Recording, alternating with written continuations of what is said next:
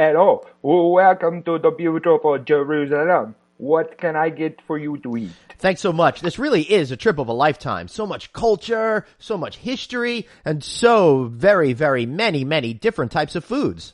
Oh yes, we have all the food. We have chicken hummus, we have beef hummus, shrimp hummus, fish hummus, veggie hummus, hummus and potatoes, hummus and french fries, hummus and veggies, beef and hummus, hummus and beef. Like I said, all the foods. Do you live, eat, and sleep the hotel industry? Looking to brush up on your game? You've come to the right place. Welcome to No Vacancy, the hospitality industry's #1 podcast with your host, Glenn Hausman.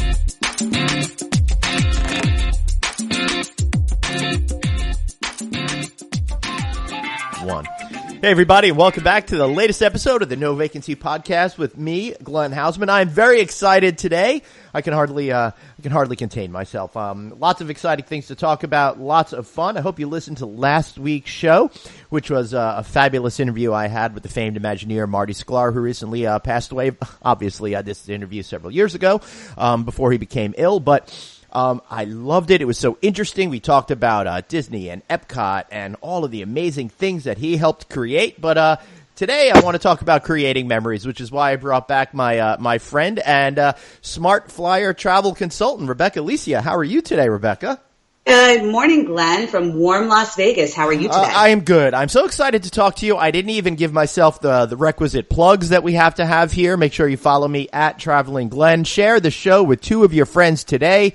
Don't be scared to do it. Nobody's going to hurt you. It's going to be a lot of fun. Rebecca, I got to ask you, I should say, I got to tell you, I would not wish having someone to talk to me from Las Vegas at 7 a.m. while we're recording this.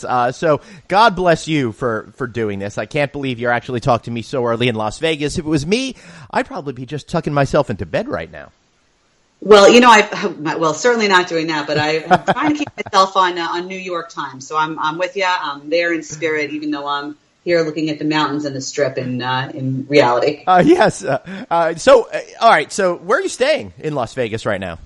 I am staying at the fabulous Vdara, which we're at the Virtuoso Travel Week on tour, which is the best of the best in travel all come together to learn a little bit more and deepen our relationships with the hotels and tour providers. So I'm staying at the Vdara, which we're lovingly calling the Mom's Hotel because there's no casino in it, and it's super beautiful and quiet, which is great. I like that. And they're taking awesome care of me. The Mom's Hotel. I'm glad that they took care of the death ray that they used to have there. Did you ever hear of the death ray from Vdara? No. Yeah. Well, when they first built City Center, and I have to brag, I was one of the first people to ever stay at Vdara. I was there for the City Center opening back in the day, which I guess was 2008, 2009 already. I have no clue anymore of when things open. I'm getting so old. So I was there, and shortly thereafter, reports from the pool started coming that the shape of the building and the angle of the sun, it would reflect the light in such a way that it was melting people's phones and being really, really dangerous, and it was pretty wild stuff. I encourage everyone to look that up. Oh, that's I'm definitely gonna look it up. That's crazy. Well, yeah.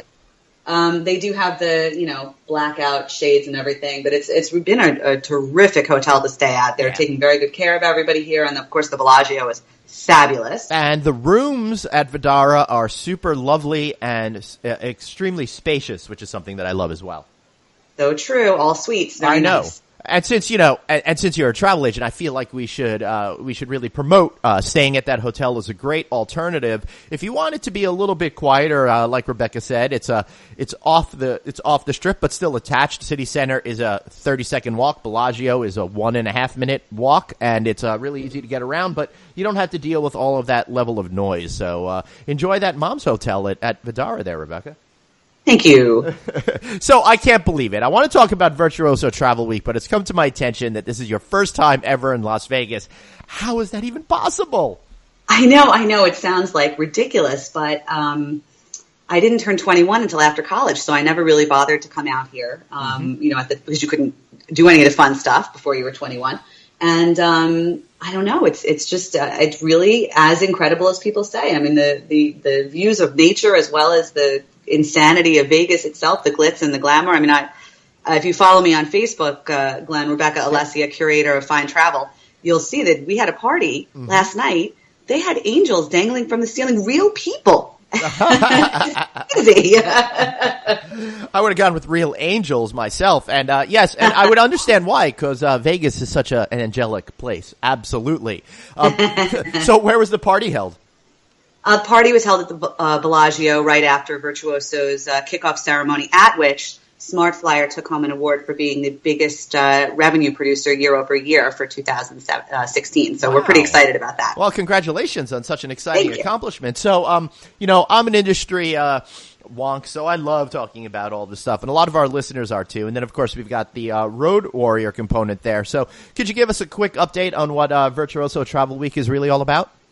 Absolutely. So it is a massive, massive travel convention. We do morning networking in 4-minute sessions. Travel agents sit with various hoteliers and destination management consultants and tour guides and cruise operators, and we meet with them in 4-minute increments for 4 hours to get updates on their product. And then in the afternoon, we have larger focus sessions that go about 10 minutes.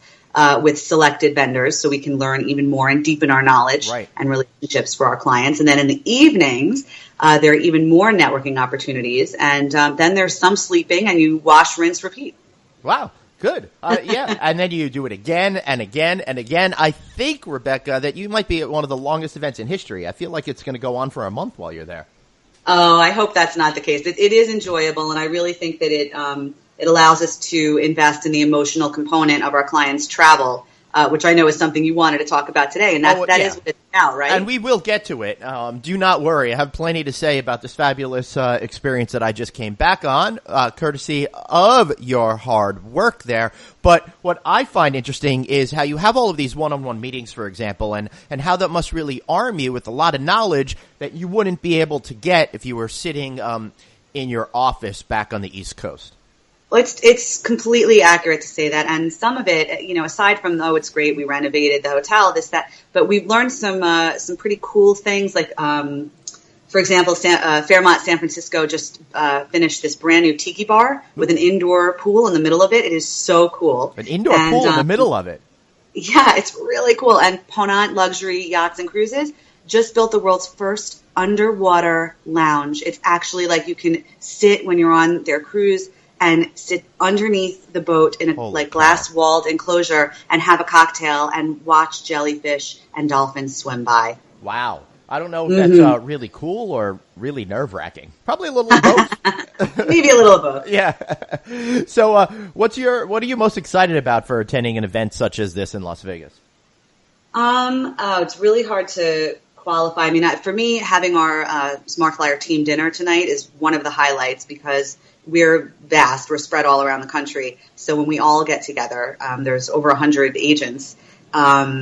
It's really special. It only happens once a year, and it's nice to get to see everybody and catch up. And that's part of the camaraderie and team building that we enjoy. So in addition to the networking externally, it's also really good to come back to your roots and the people that you love working with. Of course, Michael Holtz, our agency founder, and we have a lot of pride this year because of the awards. So it's fabulous. Right. Awesome. And all right, now I want to get into the Israel thing, and we're going to have Rebecca back again in a few weeks because she just took a fabulous trip to Italy, and I want to talk all about that as well. And that's one of the fun things that I like about doing this podcast. We're getting into more of the experiential part of it, and as all of you listeners know, I'm a big fan of consumer behavior and how all of that ties into how hoteliers can do a better job. And I think by understanding how people want to travel and how people want to experience things and learning from our stories is going to help each and every one of you professionals out there do an even better job. So, Rebecca, I got to tell you, I thought I knew better. I thought that I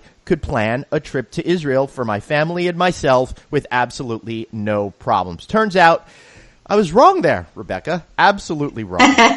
What a shock. I know. So, I guess it's a little bit of arrogance, a little bit of hubris. I'm like, hey, I've been in the hotel business 20 years. I have relationships. I could make this work. So I sat down to try to, plan this trip to 10-day trip to Israel where in the middle of the vacation, my twin children, 2 boys, were going to be getting a bar mitzvah at the Western Wall, which is pretty significant, and we'll talk about that in just a moment. But I figured, hey, what's the big deal? I sat down. I think I spent about 20 minutes researching everything, and I realized it was just too much trouble. And it made me realize, hey, I got to practice what I preach about the importance of utilizing the travel agent community when you're going to places that are unfamiliar to you. So I want to give you a big kudos. You guys set me up with one of the most incredible trips that I think anybody could possibly have. And certainly the most exciting, interesting, historical, and emotional vacation that I've ever been on. So a big thank you to you.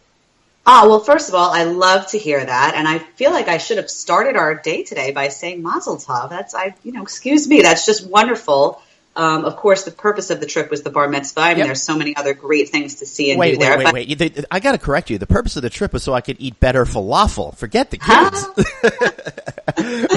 But yes, we were there specifically for that, and then we added a lot of other stuff into it. I didn't mean to cut you off, Rebecca. You were just about to go on. No, not at all. So in addition to Mazel Tov, I'm glad that you had a good time, and I would say Toda Rabbah for planning with me. Yes, good. Look at you. I never knew you were so into the Hebrew, which is exciting. So I want to go through this entire trip. Talk a little bit about what I learned on this trip. And have you done a trip similar to this before, Rebecca?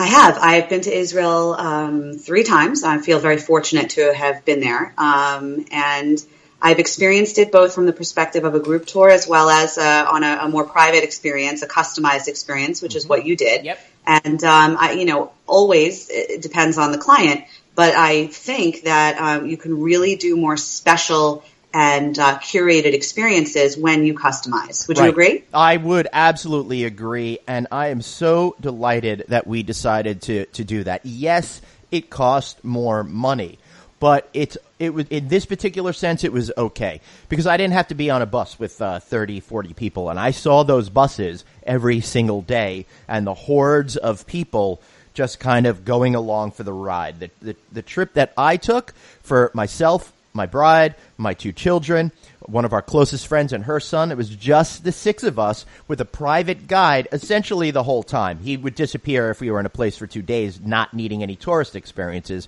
such as over Shabbat. But other than that, he was our personal key to understanding the history and magic of the entire country.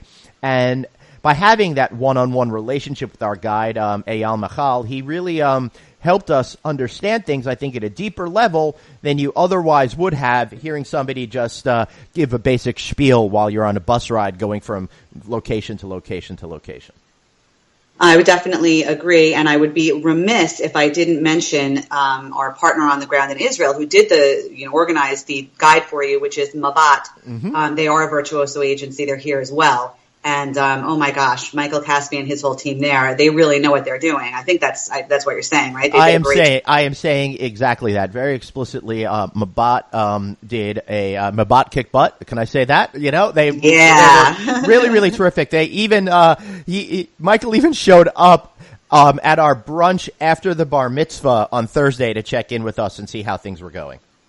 Fabulous. Yeah. Fabulous. Well, I'm going to be with him later today, so I'll make sure to send your regards. Yes, and please tell him that I have gushed accordingly, and I really appreciate that. I think, to me, what the most quintessential part of the trip, not from the historical perspective or the experience perspective, is the not having to worry about a single thing. I'm a strange dude in a strange land, and I didn't have to put in any effort or energy into knowing how to get from place to place, knowing how the right places to eat, having to purchase a ticket to get into an experience. It was all handled for me, which really just allowed me to not worry about going from place to place, but to, as the ladies on TV say, just step back and enjoy the view, right? I just experienced it. I didn't have to worry about the machinations of putting it all together, including, might I add, we were welcomed right after we got off the airplane after a 10-hour flight,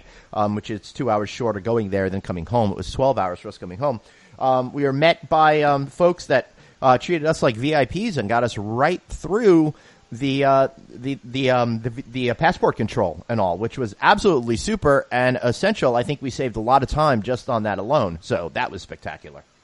It's so true. So, remember at the beginning of the conversation, I said to you that I think that, travel is about more than the structural. It's two components, right? It's the emotional as well as the structural. So what you're talking about there, 100%, the structure was perfect, right? Yeah. That's the mechanics of your trip. You got off the plane. You didn't have to think about it. You were whisked through customs, easy peasy. And that sets you up for the great story and the great emotions that are affiliated with such a special trip. Yes, absolutely true. So, we got there, and I'm going to go through this day by day. And since you've been there 3 times now, I'd love to hear your perspectives on some of these things as well. So we get there on Monday night. We do a quick tour of the old city of Jerusalem on our own, which is amazing, and had some great falafel, of course, because I had to start off the trip that way. And then the next morning, we got to do some fun stuff. We got to walk on the ramparts of the walls of the old city of Jerusalem. What an amazing way to really feel like you're a part of history there. Absolutely. I mean, you really just breathe it in. When you first see it, you come around and you're like, oh my God, right? Literally. Yeah, oh my God, oh their God, oh the other person's God. It was everybody's gods kind of hanging out in one place, which was a lot of fun. We happened to be there at a very religious holiday, Tu B'Shav, which is a memorial holiday for the falling of the temple in Israel. And how amazing was it to be in the place where the temple fell while this holiday was happening and being observant. Now, I got to be honest with you, I felt like a bad Jew because we were sitting right inside the walls of Jaffa Gate, eating our falafel, eating our other foods that were there, all of these great dips and stuff in the shawarma, and hundreds and hundreds and hundreds, an endless line of highly religious Jews were walking by, and they weren't going to be eating anything. And the Jewish guilt that I felt, omnipresent, really tough. So that was difficult, but it was amazing to see that. Then we went over to the wall at, in the evening, and we saw everybody praying and participating, and that was really something that was special. Another thing that I thought was interesting about being there in the holiday was the dichotomy of people praying and lying in the streets while having machine guns strapped to them. That's not something that you see every day here in America, that's for sure. Oh, it's absolutely. And because, they have young people in their armed forces, one of the things that I found interesting is you see young women carrying machine guns almost like young women carry pocketbooks here in the U.S. I mean, they have them, over their shoulders, like sort of like an accessory. And it really reminds you of how they have to be ever vigilant in order to protect their freedoms. I know. It's a constant reminder of that all the time. And it's something that's extremely in your face and something that's unescapable. So that's a deep-rooted part of what they're going through. And one of the things that I think I learned throughout the entire trip was how that affects the entire psychology of the country. In fact, our guide, Eyal, of course, as an Israeli man, served in the military for a number of years, and we passed by the base one day in which he was trained and heard some of his stories about what his experiences were like being in the military, and always feeling like that other shoe could drop and danger is around every single corner. Pretty scary way to live your life. Made me think about how great and easy we have it over here. It's so true. It's so true. We're very lucky. Yeah, for sure. All right, so another cool thing that we got to see on the first full day that we were there was King Hezekiah's water tunnel, which was engineered some 2,700 years ago. It was dark, it was narrow, it was wet. It was a highlight for my kids' trip to be traipsing through this thing. I couldn't believe we got to do that. Have you gone through this water tunnel? You know what? I'm not sure, but I think this was one of the customized components of your trip. Not everybody does that, right? Well, I would encourage everybody to do that. I don't know what was specifically customized for our specific likes. I allowed my wife Aline Stein to take care of a lot of this. I really was a slacker with this whole thing, but I did get plenty of pictures and plenty of videos, which all of you folks can suffer through if you check out my social media. So, this King Hezekiah water tunnel was amazing. I have 13-year-old 13-year-old boys. We were with a 12-year-old boy. It was certainly a highlight for their trip. The water can go up to your waist, depending on how tall you are, but mostly is around somewhere around thigh length up to knee length. So it's amazing to be going through really, really narrow, dark tunnels. You need a flashlight in there, which they sell for $2 a pop. And to see how that water was transported from outside the city inside the city of King David. Absolutely amazing. We also had a chance to go to the Israel Museum, where I got to go to the landmark Shrine of the Book, which houses the Dead Sea Scrolls, something to me that was amazing and relevant to see such old documents that were only found within the last, 60, 70 years, which is pretty spectacular. It is crazy. I just was thinking about your boys going on that adventure, and I wanted to mention that it's one of the things I'm hearing more and more when people do family travel.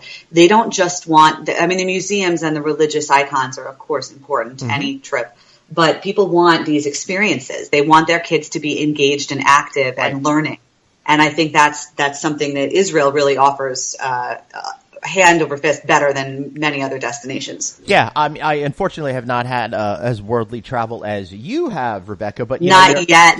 I'm working on it. And if all of you out there continue to support the No Vacancy podcast, I'll be able to travel more. So thank you all for that. But the experience of actively participating in stuff on this trip, having an active adventure-based vacation is, I think, can't be beat. Yes, I love lying on a beach in Mexico and drinking tainted alcohol, but I'm also a big fan of going out and doing every single day. And the water tunnels really represented something like that. It's something that you would never find here in the United States, not necessarily because we don't have anything that's 2,500 years old, but mostly because we have so many rules in place that no one could ever pull something like that off, allowing you to go in there. So that was pretty cool. Other amazing experiences we had, obviously the bar mitzvah itself at the southern wall, Robinson's Arch, was absolutely spectacular. It's adjacent to the Western Wall. It's really right. It's really part of the Western Wall. It's a place that's filled with such significant history for Jews, for Christians, for Muslims, and to be able to take part in that was much more meaningful for me, even as somebody who's not religious. I'm very culturally, I think, Jewish. Anyone who's heard me speak in person knows I say a lot of oi, and I love matzo ball soup. So obviously I'm very culturally Jewish, but I felt very moved to be participating in something that's been going on historically for many thousands of years in that specific location. So that was pretty spectacular stuff too. I love hearing that. I'm getting chills listening to you. Yeah, and if anyone wants to get their kids bar mitzvah at the wall, Jew, no Jew, I don't care. I don't discriminate. Give me a ring. I got a great rabbi that you could use while there. Then we went the next day. After the bar mitzvah, I should say, not the next day, Rebecca, another piece of adventure, another thing that was absolutely incredible, and I can't believe you found this for us. We went on an actual archaeological excavation where myself and my family dug into the dirt in a cave and pulled out pieces of pottery, bones from animal bones that were eaten for dinner, pieces of ovens from 2,300 years ago. We were the first human beings to see these artifacts since before the life of Christ. I mean, how incredible and moving is that kind of an experience? It really gives you a connection, right? Absolutely. And in one of the videos that I posted online, it's like we're used to seeing archaeological relics in a museum and some sort of separation between us and those artifacts. But to dig it up yourself and to touch it and to know that this is somebody that lived 100 generations ago, spectacular, very moving, and it's hard to find exactly the right words for it. And of course, then we went up to Masada, where it was a nice cool 115 degrees Fahrenheit, 45 degrees Celsius up there. So that was pretty exciting stuff. And we took the requisite dip in the Dead Sea. So that was a lot of fun as well. Have you been to the Dead Sea, Rebecca? I floated in it. Okay. So let me tell you this. Why we always talk about the floating, but why doesn't anyone tell you that water is so dang hot? It's like a hot tub in that thing. And you have to be careful if you've gotten any blisters at all from walking around. It'll definitely give you a shock. I don't want to make a confession here in public, but I'm going to do it anyway. I had a little bit of chafing from all of the heat and the walking and all of that type of stuff. So, ow would be the operative word. There you have it. I was trying to be diplomatic, but yes. Yes. Oh, yes. So the mixing of the heat and the chafing and all of that, not so much fun. But I'll tell you what else wasn't fun. Getting a single droplet of water in my eye and being essentially blinded, and then stumbling out of the water, walking around like Frankenstein's monster looking for a shower. So that was really fun and different, and I highly recommend everyone taking that experience. But I will say, the Dead Sea, other than being a bucket list checkoff thing, not as exciting or as fun as I thought it would be. But I'm glad I have that picture, and that memory from it. It is one of those staples you kind of have to do when you're there, for sure. Oh, yeah. And then we also went to En-Gedi, and that's spelled Eingedi. That's basically an area that's an oasis within the middle of this desert in southern Israel, and I love that. We got to dip in a spring where the water came from over 200 miles away through the mountains, so it's been in there many, many, many years. And then just coming out, how much fun, how cool, how relaxing. And then we spent a couple of days at a kibbutz enjoying our day, our Shabbat. Okay, then another really cool thing that we did is we went on, Rebecca, thanks for setting this one up too. We went rafting down the Jordan River. How amazing is that? That is definitely adventure travel at its finest. Right? And what was really cool, unfortunately, our guide Eyal said it was going to be very wet and that I shouldn't take my my video equipment with me, but I would love to have gotten some photographs because the neatest thing that I saw is us American folk on these rafts floating by, and all of the local citizens, they were sitting in the water. And I don't just mean sitting in the water cooling off. I mean they were camped out in the water. They had their chairs in the water. They had their tables in the water. They had their hookahs in the water, and they were eating smoked meats and hitting that hookah right from the river. That was an hysterical image. I wish I could have gotten some photographs of that. Did you try the hookahs while you were there? No. I would have done that, but being that we were with the kids, we didn't want to set that example for them. But I guess smoking is not something that, but it is interesting because the tobacco that they use is fruit flavored. Yes, and it's actually really, really different than what we think of when we think about tobacco here. But that'll be a conversation for another day. Completely different. I have done it in Morocco, so not Morocco, Monaco. Sorry, I'm getting confused with my words that start with M and end in O. Yeah, I did it in Monaco, and yes, it was fun. We had a lot of apple type of based. Exactly. Hookah. It was fun. That was different. It doesn't feel like smoking a regular cigarette at all. Okay, so that was a great experience. Then we went to the Golan Heights. Maybe I feel like I'm monopolizing the conversation. You know a lot about Israel. Maybe you could explain the significance of the Golan Heights. Well, as I think, and I know one of the best parts of watching the Hausman family travels was that you pretty much live blogged from video blog from everywhere you went, and I was just loving watching it. So as you know, it's part of the border, and I think it really reminds you, like we were saying about the soldiers, of the constant vigilance and the constant struggle that Israel has to stay whole and stay united. Mm-hmm. Yeah, absolutely. And again, I encourage you guys to, if you sign up for my newsletter, just drop me an email at glenn@rouse.media. I'll send you a copy of some of these videos. I'll give you the links to where they're going to be located. I'm currently putting a lot of them up on YouTube right now, so check out the Glenn Hausman video channel there to watch that. But what struck me is we're at the top of a mountain, which is a volcano from millions of years ago, and we're overlooking a little bit of Israel, and in the distance you can see Syria is right there. And understanding that where we were standing was Syrian territory up until 1967, how unbelievable is that to know that you're in this place of that's under such what's the right word that I'm looking for? Sorry, I'm still thinking about how amazing that experience was. It's under siege a lot of the times. So these people are worried about hey, those missiles can come flying over any minute from Syria because they're so undependable. Fortunately for the Israelis, horrible for the Syrians. The Syrians seem to be involved in a deep civil war right now, which is keeping everybody on the Israeli side of the border safe. But I'm up there and seeing the dichotomy of being on a mountain at a tourist stop, which has got actual bunkers that can be taken back from the Israeli military at any time, and seeing the Israeli military, the young people there training while I'm a tourist with a camera around my neck, wearing a T-shirt and shorts, was a really bizarre kind of mashup that once again underscored how freaking lucky we are here in the United States to have such an easy, great life no matter what we're reading every single day in the news. No, it's absolutely true. I mean, they live in a constant state of war. And that's part of what's remarkable about going there, is you really get to see and experience what it's like to be Sabra, to be from there, and feel the passion to keep your country safe and your neighbors safe.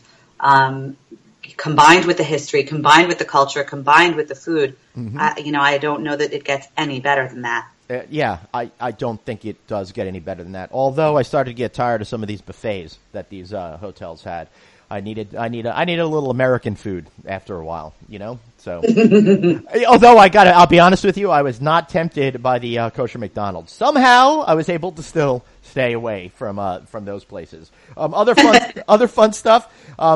I didn't love it so much. I didn't care, but it was all about the kids for this one. We went to De Karina, a chocolate factory up in the Golan Heights area, where they actually had a chance to make handmade chocolates, which is a lot of fun, terrific, until we walked outside to the 115-degree weather, and everything subsequently melted. So I recommend going for the kids. They're going to love it, but eat your chocolates there if it's a little hot out, because you don't need any chocolate soup later on in the day.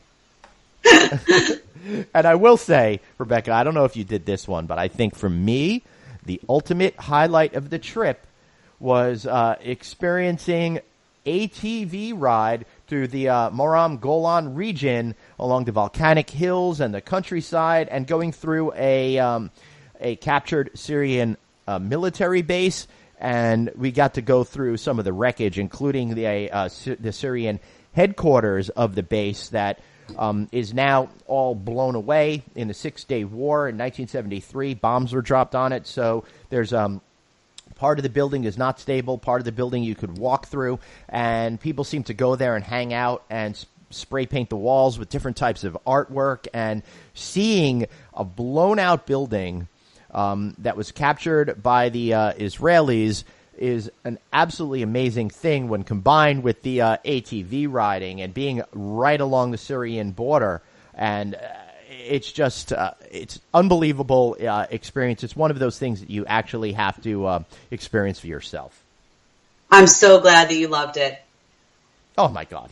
So great. So great. But I could go on and on and on. Of course, we also planted trees in Israel, which is a tradition there. And my kids planted one for each other in recognition of their bar mitzvahs. My mom planted one for her mom. I planted one for my dad who died a few years ago. And that was really special and emotional, knowing that what you're planting today will grow for years in the future and help to make that country a little bit nicer, a little bit better, a little bit prettier. Pretty meaningful moments there. And then, of course, before heading over to Tel Aviv for a couple of days, we went to Caesarea, which is pretty awesome. It's originally built by King Herod back in the day. It's taken over by the Romans and then the Muslims, and it's an amazing piece of history that you've got to see. And they even have an amphitheater there, Rebecca, that I'm sure you're well aware of, that still does shows. It holds 3,000 people, and the Pixies just played there a couple of weeks ago, and Eyal, our tour guide, had a chance to see that. I would love to see a concert in a place that's thousands of years old. How amazing. Take that, Rebecca. Very cool. Yeah. So we also went to Tel Aviv and had a great time over there. I got to see the Jewish Defense Force Museum. Make sure you check out those videos online as well. Rebecca, anything else that you could add about the Israel experience? And maybe now that I've tempted people, they want to go themselves. How can they put together a trip on their own? Well, they shouldn't be putting together a trip on their own. They should be using a seasoned that's what I meant to say. professional. Sorry. But absolutely, I think that the key with Israel is you really want to experience it as a religious, cultural, and emotional experience. You want to get to really have all three components. Right. And that can best be done by customizing a trip that incorporates what your family needs. If you have multi-generational grandparents going with you, they may not be as excited about those ATVs as you are. So you need to find something that they can do at the same time. Girls may like certain things different than boys at that age, that 13-year-old age. So it's really a question of listening to what's going to work for your family, for your trip, and making sure that it's perfect and exceeds all of your expectations. That's right. And I think one of the things that you were very successful in doing for us is finding the right balance between things that the kids would like, all of us would like, and stuff that me, Daddy, would like. Well, obviously you're the most important, Glenn, right? Well, that's what I keep telling myself every day, but not one person in this household agrees with that. So I've got to really school them on that particular lesson. But what are you going to do? Even the cat's more important than Daddy around here, which is a shame. It's all right. She's a special animal, so she deserves it. Anyway, I will highly encourage you all to use Rebecca. She's not paying to be on this show. She did a terrific job for me. I could not have had a better experience as far as I'm concerned, and I really love the simplicity of all of it. I don't know how much you spoke with my wife, but it seemed to be a very quick and streamlined process that really made it so simple to do. So I just want to say thank you very much for helping us create a trip of a lifetime that I know I'll never forget. I know my wife will never forget, and I'm pretty darn sure will be meaningful for my children for the rest of their lives as well.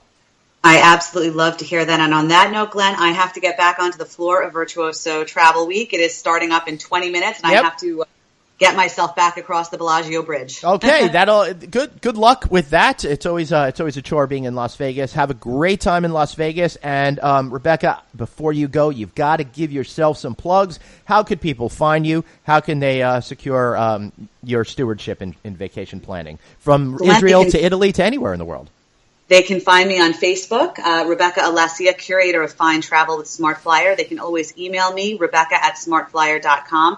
And once again, I just want to give very high compliments to our partners in this particular trip, Mabat, that's M-A-B-A-T.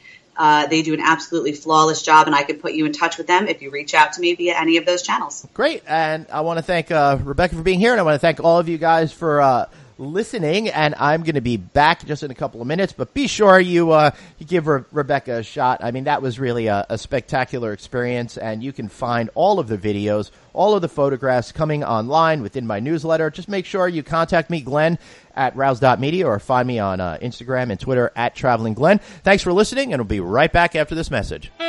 Have a question for your host, Glenn? Tweet him now at Traveling Glenn. No Vacancy, the hospitality industry's #1 podcast. We'll be right back.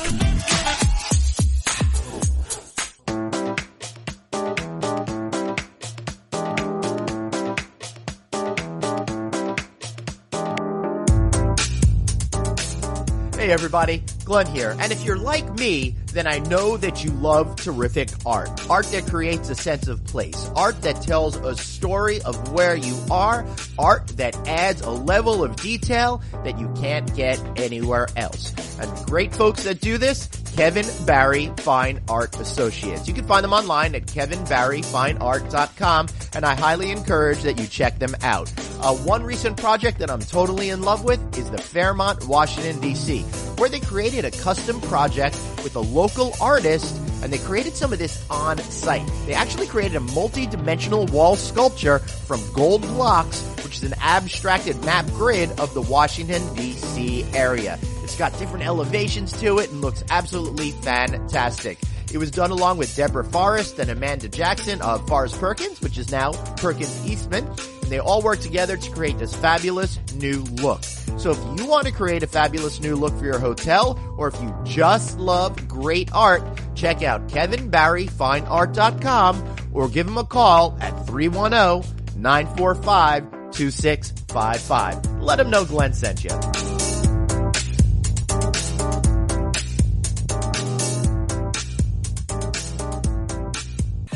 Back to the show. It's No Vacancy, the hospitality industry's #1 podcast with your host, Glenn Hausman.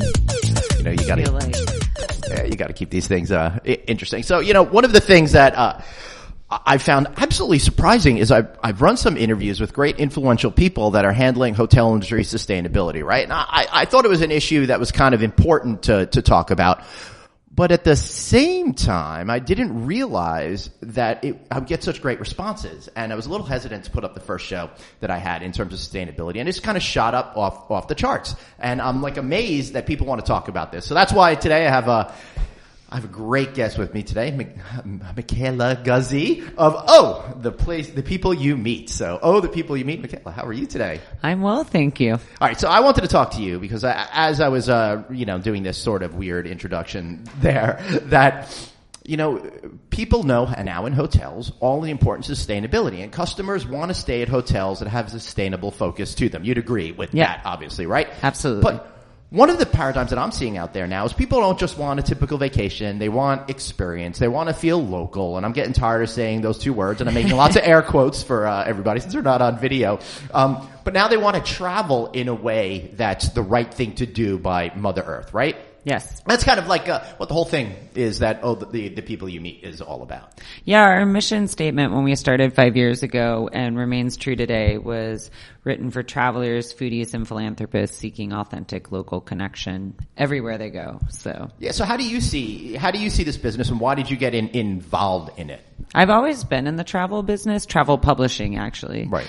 Worked at all the major publishing houses, and in the very beginning of 2012, I was the vice president of global travel and strategic development for American Express Publishing. And while I love those brands, I was running global advertising for key accounts, and you can just imagine what that looked like. Yeah, in could you publishing. share some of those brands so people have a perspective if they don't know what they put out? Travel and leisure, food and wine, departures, and executive travel. And it was actually before the Time Inc. merger. And if you know Time Inc., they have everything from Sports Illustrated and Sunset and so many titles. They're the biggest publishing company. Which they just announced they're laying off 300 people.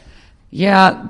Exactly why in the beginning of 2012, and I love publishing, but after the roller coaster that we had already been on, and despite having a pretty good year advertising wise from at least what I was responsible for, I just couldn't do it anymore because where we were at then, we were not set up to sell what our clients were asking for. And my clients were asking me for digital, they were asking me for social, and they're asking me for video. And we were able to get some of it done, but it was exhausting.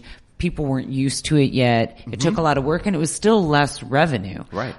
So the things were changing, and I thought, God, this is so frustrating in a big company. I can't get anything done, and I'm a shark. I smell the blood in the water. There's such opportunity here. And then flash forward, the editorial side of things was, I started thinking, why do I like to travel? Where do I get my travel inspiration? And that is from the people that I meet that bring the destination to life. Right. And so all those things dumped in. Was kind of the inspiration behind departing corporate America, starting with the People You Meet, and going to Africa by myself for 3.5 months. Wow. So then my next question is, did you capture and kill the shark where the shark tooth is around your neck? No, I'm an animal lover. I did not kill the shark. I actually just reached into its mouth, pulled out the tooth? No, I found actually the shark tooth on one of my travels.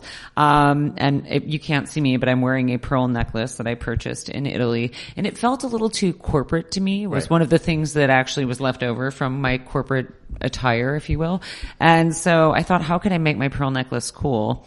And I found a shark tooth, and I went to the jewelry district in New York, and I got one of those guys to drill a little thing in it, and now I have a shark tooth on my pearl necklace. That's nice. I'm not cool enough to wear a shark tooth. I don't have that look. I feel. You know what? I'm actually going to an event tonight to save our planet's oceans. So I thought I had to wear the shark tooth and a blue outfit just to feel like I was the ocean. I like that. Well, I definitely feel the ocean coming off of you. Thank you. I smell the breeze.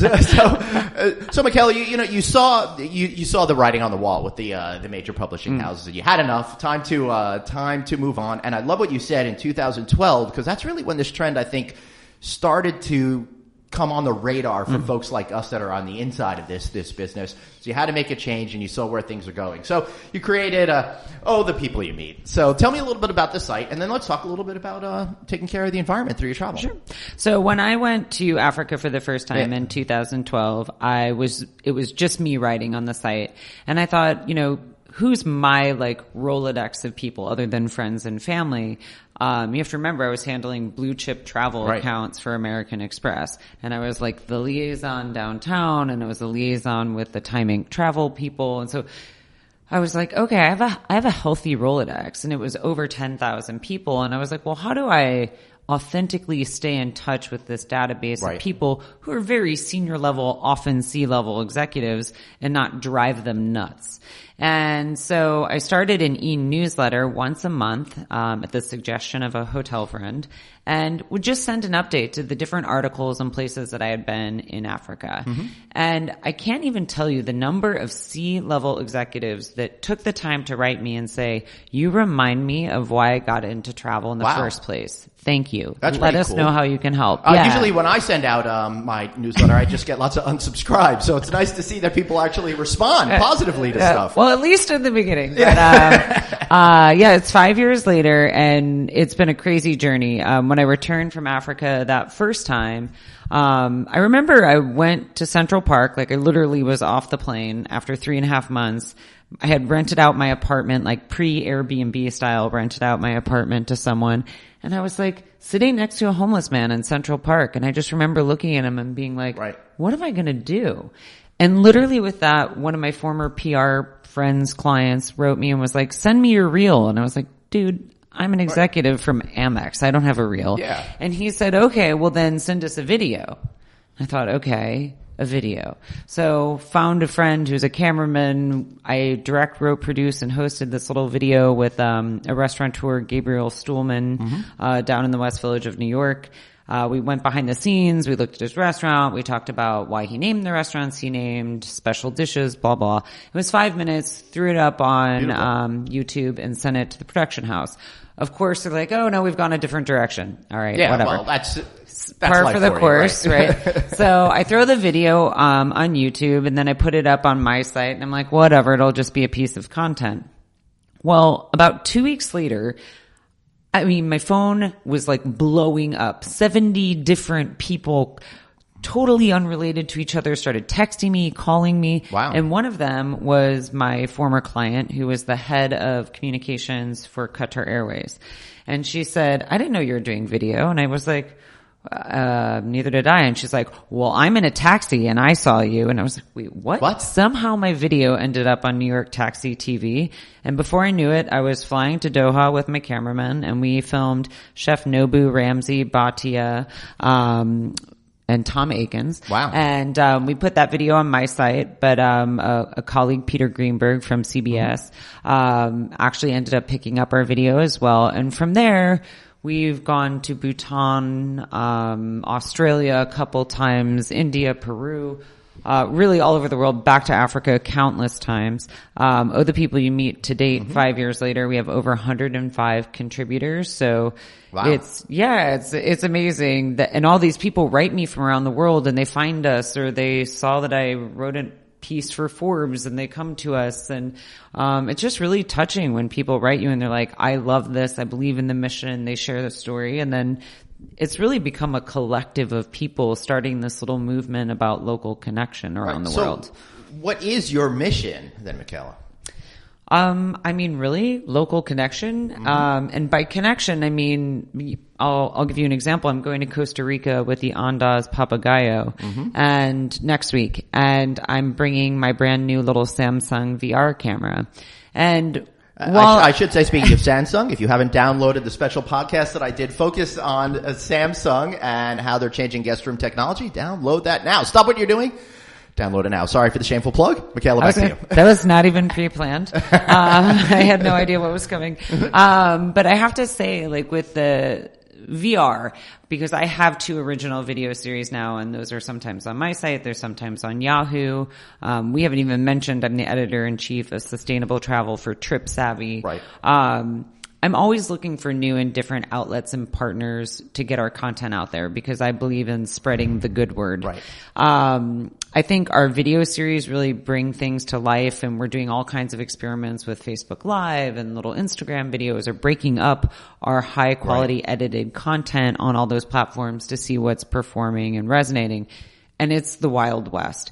With VR, I'm going to be doing my first test in Costa Rica, and the implications for me, not only I think it will be fun, but Vimeo, YouTube, as well as Facebook all have 360 platforms now. Mm-hmm. And so I think it's going to make travel more accessible to a greater number of people. I think people start feeling like they're actually a part of the journey. I think it'll bring destinations to life for people. I think it'll feel more inclusive. Mm-hmm. So I'm excited to test it out and see what happens. And I've always been really cognizant as a blonde, blue-eyed girl from Missouri to not be, I'm in South Africa, I'm in Cambodia, I'm in Paris. This is my experience of this destination. The opposite. I try to go and I try to meet the local person and like have them tell me the story. And whether it's art or culture, it could be fashion design, it could be food, or it could be a philanthropic or responsible travel project. But it's up to me to find those inspiring people that are interesting and bring the destination to life. Yeah. So how do you find those people? And conversely, how do people connect with those types of people to have a richer experience when they go somewhere? Sure. For the most part, I don't really try to focus on celebrity. So the people that we are focused on are usually locals that you can meet. And that could be Chef Daniel Wilson in Melbourne, Australia. Now, I can't guarantee he's working at the restaurant the day that you go there. But he's a very accessible, like fun-loving guy. When he's in town, he's in his restaurants almost every day. Amy Kleinhans is the first colored Miss South African. She refused to carry her nation's flag during the heart of apartheid, gaining the attention of Nelson Mandela. Mm-hmm. She's gone on to be a major philanthropist across the country and an educator, but she now owns a wine farm in Swellendam. Again, can't guarantee you that she's there when you go, but she's there a lot, and you can usually call ahead to her little like country house, Jan Hargemstad, and see when they'll be around. And she's lovely. She's one of the most inspiring people you've met. And we interview a street artist, and you can actually book a street art tour through Cape Town with the travel designer, and he can help you find that artist or maybe other like-minded artists. So we always try to make sure that what we're covering is something that someone else could also have access to. How do you know if it's the right type of story to tell to people? And how do you know when you've got it right and it's going to excite people on your website and drive them to take these travel experiences?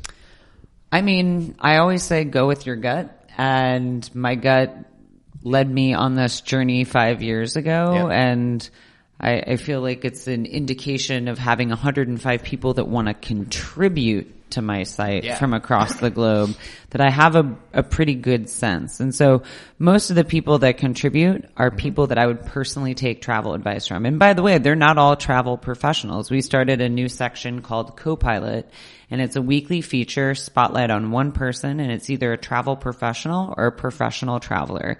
And so one of the people that we featured is artist Magda Love. She's from South America. She lives in Miami. She travels all over the world and does huge murals. In fact, she's responsible for the largest ever mural in New York City. She was actually featured on Vice as a maven for her work here. So she has experience traveling all over the world. She's sharing her insider insights. But I also have editors from National Geographic and Virtuoso or Forbes that also like to contribute. We just had the editor-in-chief of Condé Nast Traveler in India do a little co-pilot feature for us. So I think people like being a part of it. We do have a large relationship with the industry given my background, but we are attracting people. Our sweet spot for the People You Meet is probably 25 to 45. But we do have people on the younger end as well as baby boomers that What about us 46-year-olds? Am I too late, Michaela? No. You two can click. Okay, good. I do want to let you know it's amazing that you get contributors from all of these kind of locations. Me, I just get contributions from Miss Shelby's 4th grade class, but their writing is better than mine, so I try to feature them as much as possible.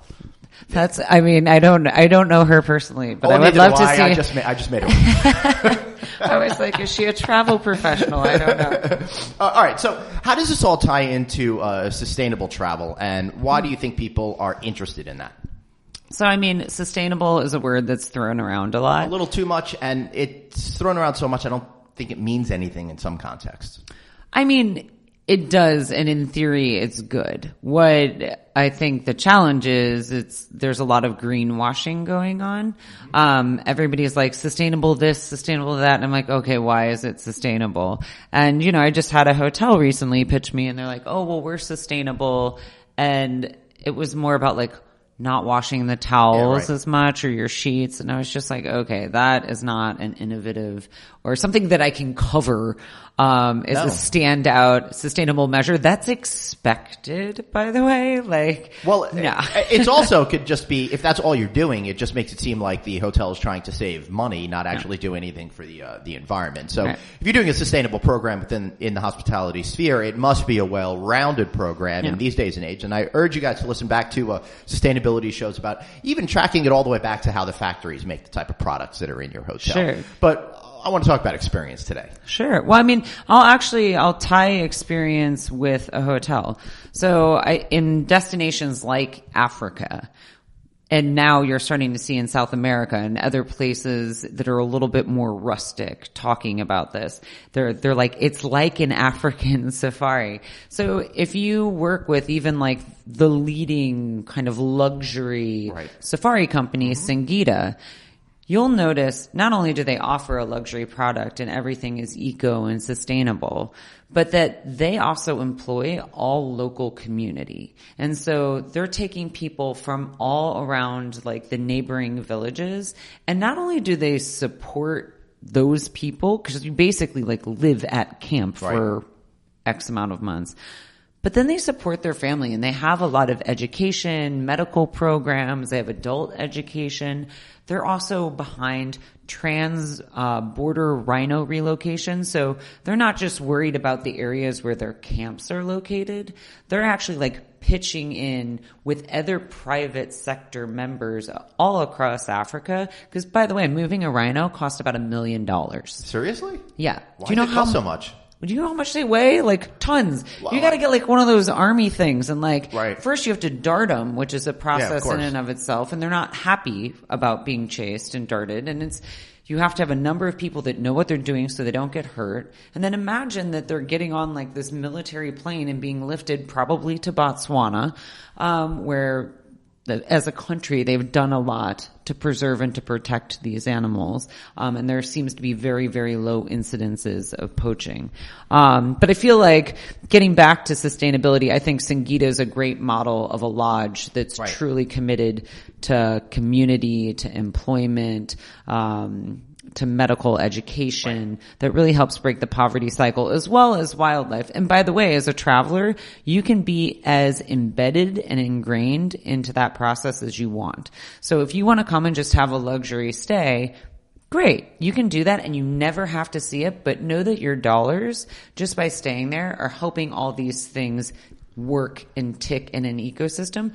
Or if you want to go to the village or you want to go visit the school, they have sustainable and responsible trips because they're there every day to make sure that it keeps going and that their travelers can sustainably participate in that project. So how do you know if I'm going on safari whether or not it's a company like you're talking about or somebody that's more leeching off the environment? Because I want to give my money to the people that are doing the right thing to preserve this for future generations. Sure. It's really tricky, actually.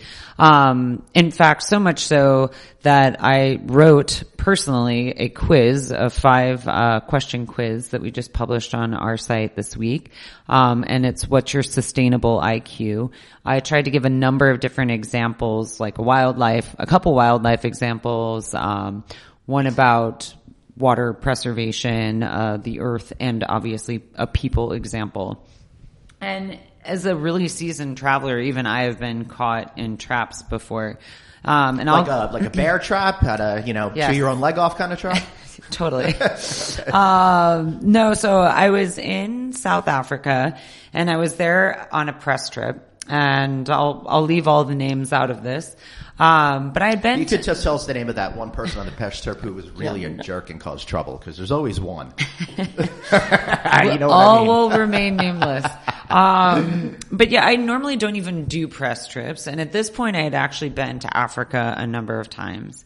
And as one of the activities, they said we were going to walk with lions. And to be honest, I didn't really read the itinerary beforehand. And then when it kind of came to be the day before, I was like, does that mean we're going on a walking safari? In which case, I love walking safaris. Right. As long as you're with someone who knows what they're doing. Totally. And a walk like that reminds me of going around New York in the 80s, just walking around, just as dangerous. Totally, in the meatpacking industry. So I was like, okay, wait, what is this walking with lions? They're like, oh, you get to walk with teenage lions. And I was like, wait a second. So I would totally wouldn't do that, because I just know that they'll be asking me for cigarettes and, wanting me to buy them beer. Totally. I know, right? All I can say is morning of, I was like, okay, I didn't listen to my gut. I didn't want to be a rabble rouser. So I go, and I get there and there's baby lions. And I'm like, and despite my better judgment, they're really cute. So we're playing with the lions, and then there's baby tigers. And I'm like, wait a second, tigers are Asian. What? And so I asked, and I got shut down immediately. And I was like, oh, what the? Wow. And so then they take us to this kind of gated area, and there's a ton of teenage lions in there. And I thought, gosh, this is a lot of lions for especially a caged in area. So this place claimed to be a lion research center that was responsible for discovering the albino gene, the white lion. So I kind of was fooled by the research and that they had discovered this thing. And that we all know never Siegfried and Roy were the ones that discovered them. Right, obviously. The white tigers. Maybe they're a bleaching process. I have no idea. But anyway, we go behind the fence and we're walking, and I keep asking questions because now I'm really curious. And one of the things that I ask is, well, what happens to the teenage lions when they're too big to walk with? And and then chaos, pandemonium. And then finally the guy that kept shutting me down before very aggressively said, oh no, they go to a farm just down the road. Yeah, where I know where this is heading. The farm is a canned hunting farm. Right. And so it just so happens that right after I published this video, and I label this as a controversial thing to do, and then I give the counterpoint of why it's controversial. Well, my friends in Africa, who I had maybe filmed with before, were blowing me up. What are you doing? And when I posted the photo of me with the baby lion, I got 50% love and 50% hate. Right. And it was very polarizing. And I was like, whoa, what is going on here? Flash forward a week. I'm at a conference, Virtuoso in Las Vegas. I had to call Virtuoso's head of public relations for advice. Cecil, the lion, the only lion that I happen to know by name because I filmed him in 2014 in Zimbabwe, was killed by a dentist in a canned hunting farm. Right, I think we all remember that. So the next thing I did was pull down my video from all the sites, Yahoo, the Daily Mail, my site, remove and extract that section, and then issue an official lion statement, which, as a girl from Missouri, you can imagine my parents were like, what are you doing? And I was like, yes, an official lion statement with the Adventure Travel Trade Association about how I stand behind all of their policy of sustainability and responsible tourism. Right. So, that's just one example of a trap that someone could very innocently fall into. Absolutely. And I've heard the arguments that that's actually a good thing because it helps preserve species. I like the raising part of it, but the putting them in a pen and shooting them, I don't get. They're like, oh, because someone will spend $10,000 to do this. I don't buy it. First off, there's way too many animals. You're in Africa. Animals should be in the wild. Yeah. And to have them engaging with humans in that form is not a good thing for any form of wildlife. Right. Yeah. So go on your safari. Make sure you're working with a responsible operator or lodge. We have a ton of information on my site, OhThePeopleYouMeet, but also Trip Savvy, Sustainable Travel. We have unique content on both sites. We have over 60 published videos in our 2 original video series, Michaela's Map and Oh the People You Meet. Those can be found on YouTube, on my site, The Daily Meal, on Yahoo, you name it. But our mission is always to educate, because it's very easy to trip up and to ideally transform. So I had an interview with Hipmunk yesterday. If you know them, okay. And so during that interview, they were interviewing me on popular destinations that were being affected by climate change. And so they were like, well, what's your alternative to the Great Barrier Reef? And I was like, look, my goal is not to tell you that if your lifelong dream is to go to the Great Barrier Reef, that you shouldn't go to the Great Barrier Reef. But there's a lot of different things you could do. And one of our contributors, Jessica Thompson, just did an article for us. She's a big diver about sunscreen. And you're like, well, that sounds silly. But sunscreen actually bleaches our coral reef systems. Goodness. Right. So now, it's like you don't even realize that you could be damaging something that you go because you want to love it. No, it's all these simple things. Like you think, right. By the way, I had a melanoma removed from my back. I don't go outside without sunscreen. So her article talks about alternatives. Sunscreen if you have to wear it, what ones to use, wearing a bodysuit. So if you have to go diving, you could do that. But also off Hamilton Island is Explore, and that is The Explorer by David Stilo. He's an amazing operator. He's sustainable. He works on the Australian 2020 initiative to protect that coral reef system. And so he's someone I would say, if you're going to go and you want to take a catamaran tour, or you want to take one of the seaplanes over it, you can see it from a different perspective. But also you could go across the continent and go to the Ningaloo Reef, which also is a UNESCO World Heritage Site. And by the way, you can swim with whale sharks there. Oh, now that would be absolutely amazing. I see those pictures in like National crazy. Geographic and stuff, and those are the most spectacular wild creatures. It's crazy. Yeah. They just come out of nowhere and you're like, what? Yeah. That's pretty awesome. So, one of the things we're talking about is, the whole idea here is we love the environment. We don't want to do any more damage to it. So I love this idea of alternate places where you can go and you can have those lifetime experiences without feeling like you're doing something wrong. Any others that you could think of off the top of your head? Yeah, I did I think it was 2014. I came across a company called Kaluyala, and it's a young gentleman by the name of Jimmy Stice. And he actually has I didn't even know this, but he has a show on Vice, or Viceland. And he has Kaluyala, and it's a plot of land that he bought in the jungle about an hour outside of Panama City.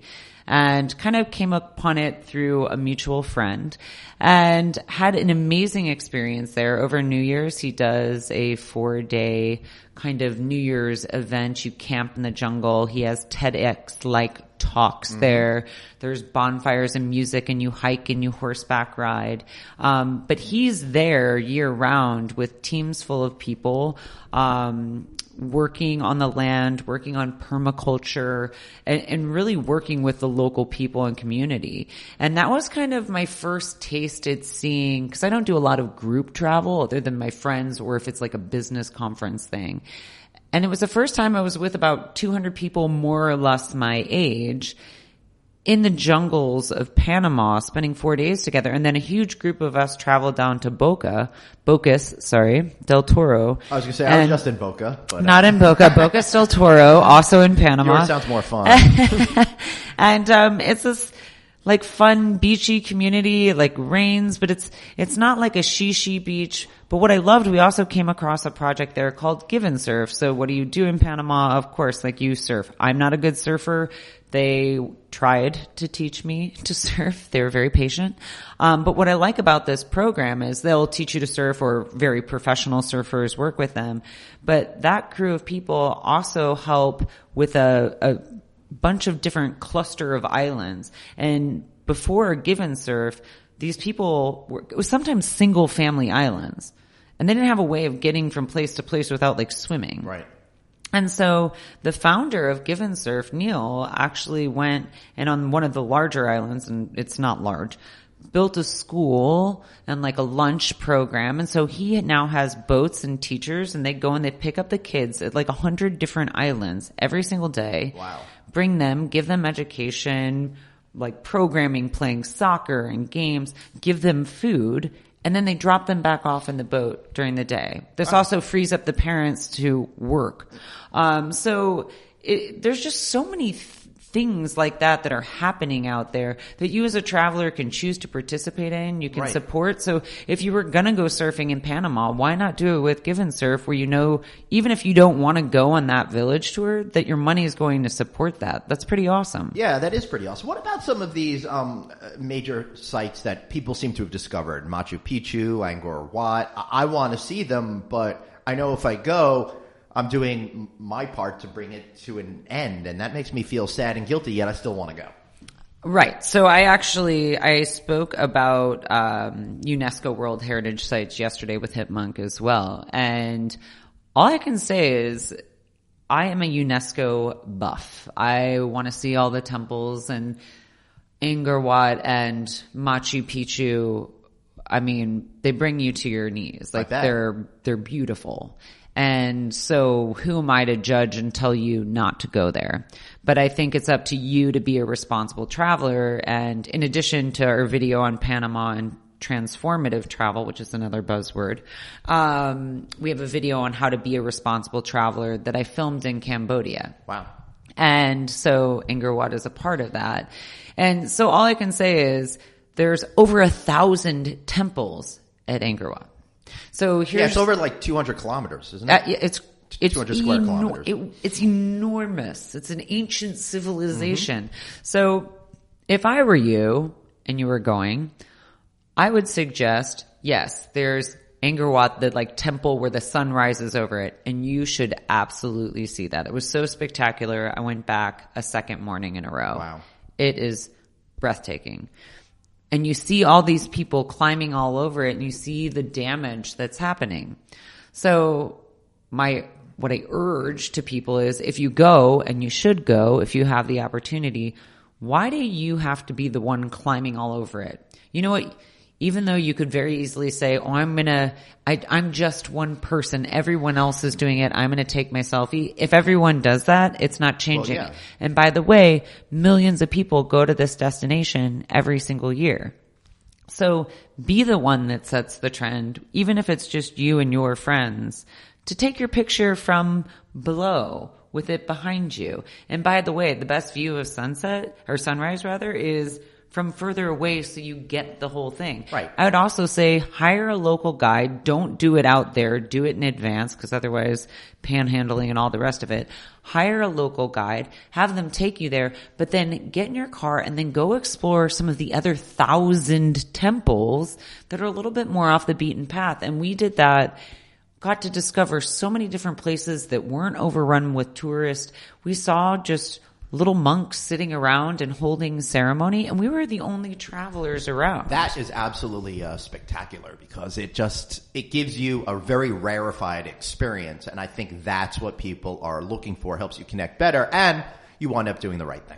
Right, and by the way, your selfie then won't have a bunch of other people with fanny packs in the background. That's right, but I do hear fanny packs are making a big comeback now, so that's exciting. I wore one today on my run. Nice. Before we wrap up here, any final do's and don'ts on sustainable travel? Honestly, I would urge you to take the Sustainable IQ quiz. I'm not even trying to be promotional. It's on OhThePeopleYouMeet.com, but it has 5 different examples, again, that feature wildlife, people, environmental, water. So we have 5 different topics. The thing that I urge you is, look, the world, and whether it's climate change or polar bears drowning because the ice is melting and they can't reach it, or it's animal poaching or human trafficking, whatever one of those topics resonates with you, focus on that. Don't think the world is ending. Do your part. Like, just one person. I urge you to actually read a book by Brahm Malaharbe, The Power of One. I don't remember if that's its title, but it's one drop maybe. You and your choices make such a huge impact. Even if it's one person, one animal, one drop of water, like, become an ambassador of whatever that cause is. Great. Well, I'm equally inspired and equally depressed after this conversation. No depression. No, I'm just teasing. I think it's really great and interesting that we can still do all the things we love, just do them in a way that's actually going to give back and make the world a better place once we leave it. Totally. And become a spokesperson for something you care about. Right. All right. This is usually the part of the conversation where I ask for shameless plugs, but you've done such a great job at promoting the people you meet throughout the whole conversation. Be sure to check that out. Any final thoughts, Michaela? Thank you. And please, if you ever have questions, Michaela at OhThePeopleYouMeet.com, and we're on every social handle. Do me a favor. Spell your first name. Michaela at OhThePeopleYouMeet.com. All right, excellent. And I want to thank Michaela for being here, and I want to thank all of you guys for listening. And of course, I will be back next week. That is, unless I decide to go swim with those whale sharks. I'm not sure you guys are ever going to see me again. Thanks for listening. Thanks so much for listening to No Vacancy, the hospitality industry's #1 podcast, with your host, Glenn Hausman, online at rouse.media, on Twitter at Traveling Glenn, and on Facebook.com/Glenn.Hausman. We'll catch you next time.